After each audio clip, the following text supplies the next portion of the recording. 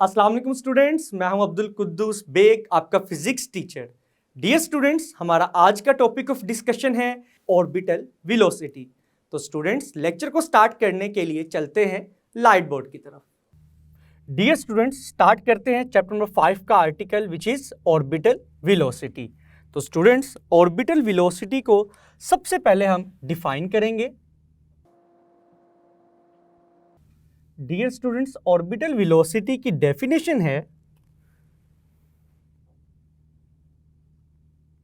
The tangential velocity to put a satellite in orbit around the earth। कि जब भी कोई भी सैटेलाइट अपने ऑर्बिट में अर्थ के अराउंड रिवॉल्व करेगा तो उसकी किसी भी पॉइंट पर जो टेंजेंशियल वेलोसिटी है उसको हम ऑर्बिटल वेलोसिटी कहते हैं। नाउ स्टूडेंट्स, अब हम ऑर्बिटल वेलोसिटी के एक फॉर्मूले को डिराइव करेंगे कि हमारे पास एक ऐसा फॉर्मूला होना चाहिए जिसमें अगर हम वैल्यूज पुट करें तो हम किसी भी सैटेलाइट की जो एक सर्टेन हाइट पर मौजूद है from the centre of the earth उसकी ऑर्बिटल वेलोसिटी कैलकुलेट कर सकें। तो स्टूडेंट्स,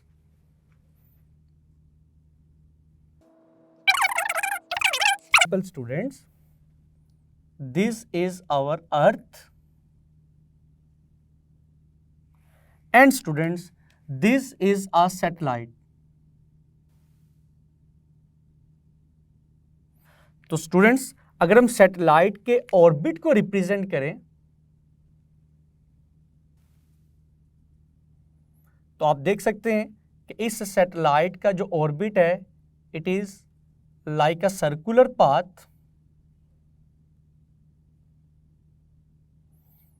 तो स्टूडेंट्स, आप देख सकते हैं कि इस सैटेलाइट का जो ऑर्बिट है that is like a circular path, और इसीलिए इस सैटेलाइट की जो मोशन है उसको हम ऑर्बिटल मोशन भी कहेंगे, क्योंकि जितने भी प्लैनेट्स हैं अगर उनकी मोशन को अराउंड द सन कंसीडर किया जाए या मून की मोशन को कंसीडर किया जाए अराउंड द अर्थ तो हम उनके ऑर्बिट्स को एक सर्कुलर पाथ कंसीडर करते हैं। दैट्स वाई इनकी मोशन को ऑर्बिटल मोशन भी कहा जा सकता है। नाउ स्टूडेंट्स, जैसा कि आपको मालूम है अर्थ के सेंटर से अर्थ की सरफेस तक का डिस्टेंस क्या होगा? It is radius of the अर्थ। और स्टूडेंट्स, सैटेलाइट से अर्थ की सरफेस तक का डिस्टेंस क्या होगा students? It is equal to height h। लेकिन स्टूडेंट्स, अगर हम अर्थ के सेंटर से सैटेलाइट के ऑर्बिट तक का डिस्टेंस फाइंड करें जिसको हम ऑर्बिटल रेडियस भी कह सकते हैं, it is equal to small r। और स्टूडेंट्स, हम ये कंसीडर करेंगे कि सैटेलाइट का मैस है ms, mass of the satellite, और अर्थ का मैस है कैपिटल M। नाउ स्टूडेंट्स, अब हम अपनी डेरिवेशन स्टार्ट करते हैं। हम हेडिंग में लिखेंगे एक्सप्लेनेशन।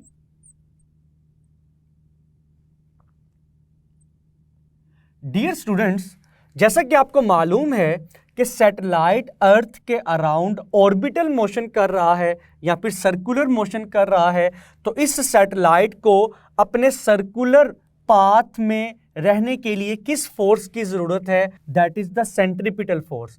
और स्टूडेंट्स, सैटेलाइट को अपने ऑर्बिट में रहने के लिए सेंट्रीपिटल फोर्स कहां से मिल रही है? Due to the gravitational pull of the earth. तो हम कह सकते हैं कि जमीन की जो ग्रेविटी की फोर्स है that provides the necessary centripetal force to the satellites ताकि सैटेलाइट अपनी ऑर्बिटल मोशन को कंटिन्यू रख सके। तो इसीलिए स्टूडेंट्स, जैसा कि हमें मालूम है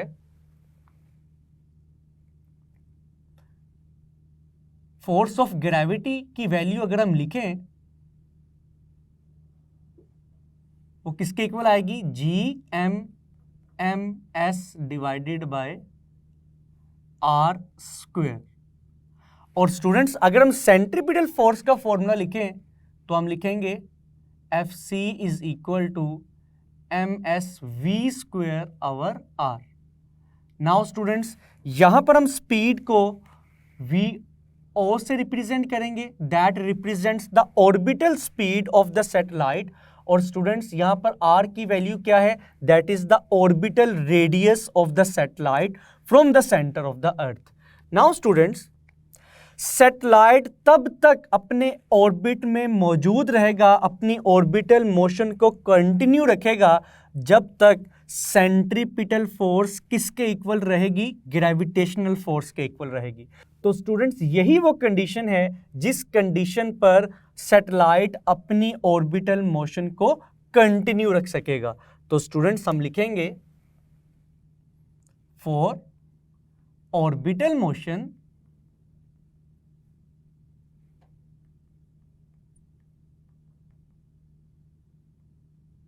सैटेलाइट की सेंट्रीपिटल फोर्स किसके इक्वल होनी चाहिए, फोर्स ऑफ ग्रेविटी के इक्वल होनी चाहिए। तो स्टूडेंट्स जैसा कि हमने अभी लिखा, सेंट्रीपिटल फोर्स किसके इक्वल है, m s v naught square divided by r, और फोर्स ऑफ ग्रेविटी का फॉर्मूला हमने क्या लिखा है, G which is the universal gravitational constant, M mass of the Earth, ms mass of the satellite divided by r square। Now students आप देख सकते हैं इस इक्वेशन में ms से कैंसिल होगा, एक r से कैंसिल होगा, तो रिमेनिंग वैल्यूज क्या आएंगी students, v not square is equal to G M over R. Now students v not की वैल्यू को कैलकुलेट करने के लिए हम इस इक्वेशन के दोनों तरफ स्क्वायर रूट लेंगे। तो आप लिख सकते हैं by taking square root on both sides. तो स्टूडेंट्स जब हम स्क्वायर रूट लेंगे, v नॉट का स्क्वायर रूट से कैंसिल होगा, तो ऑर्बिटल स्पीड का फाइनल फॉर्मूला किसके इक्वल आएगा, it is equal to G M over r के equal. Now students this is our final relation, final formula for the orbital speed of the satellite. Now students अब हम इस फॉर्मूले को थोड़ा सा एनालाइज करते हैं। आप देख सकते हैं कि ऑर्बिटल स्पीड किस पे डिपेंड करती है, orbital speed depends on v not depends on g which is the universal gravitational constant, second one is capital M which is the mass of the planet or the mass of the earth, and the third factor is the orbital radius। तो इसका मतलब ये है कि orbital speed mass of the satellite पे depend नहीं करती। तो हम लिखेंगे thus v not orbital speed does not depend on ms mass of the satellite। It means that कि अगर सैटेलाइट का मास ज्यादा है, सैटेलाइट का मास कम है, ऑर्बिटल स्पीड की वैल्यू कांस्टेंट रहेगी, बिकॉज ऑर्बिटल स्पीड की value mass of the satellite पे डिपेंड नहीं करती। क्योंकि आप फॉर्मूले में देख सकते हैं ऑर्बिटल स्पीड की वैल्यू उस प्लैनेट के मास के ऊपर डिपेंड करती है जिस प्लैनेट के अराउंड उस सैटेलाइट ने रिवॉल्व करना है, और उसके ऑर्बिटल रेडियस पे डिपेंड करती है, और कैपिटल जी यानी कि यूनिवर्सल ग्रेविटेशनल कांस्टेंट पे डिपेंड करती है। नाउ स्टूडेंट्स अब हम एक पॉइंट डिस्कस करेंगे कि अगर इस सैटेलाइट की स्पीड इस ऑर्बिटल स्पीड से ज्यादा हो जाती है तो स्टूडेंट्स ये सैटेलाइट किस तरफ मूव कर जाएगा, it will move towards the along the tangent to the circle. इस टेंजेंट डायरेक्शन में ये सैटेलाइट मूव कर जाएगा। लेकिन स्टूडेंट्स अगर इस सैटेलाइट की स्पीड ऑर्बिटल स्पीड से कम हो जाती है, then students it will turn back to the earth. ये सैटेलाइट अर्थ की तरफ वापस गिर जाएगा। तो स्टूडेंट्स ये था ऑर्बिटल स्पीड और ऑर्बिटल वेलोसिटी का कॉन्सेप्ट। डियर स्टूडेंट्स, जैसा कि आपने देखा कि लेक्चर के फर्स्ट आर्टिकल में हमने देखा what is mean by orbital velocity. तो स्टूडेंट्स मैं उम्मीद करता हूं कि आपको आज के दोनों टॉपिक्स बहुत अच्छे से समझ आए होंगे। इनको अच्छे से प्रिपेयर कीजिएगा। मिलते हैं नेक्स्ट लेक्चर में। अपना ख्याल रखिएगा। अल्लाह हाफिज।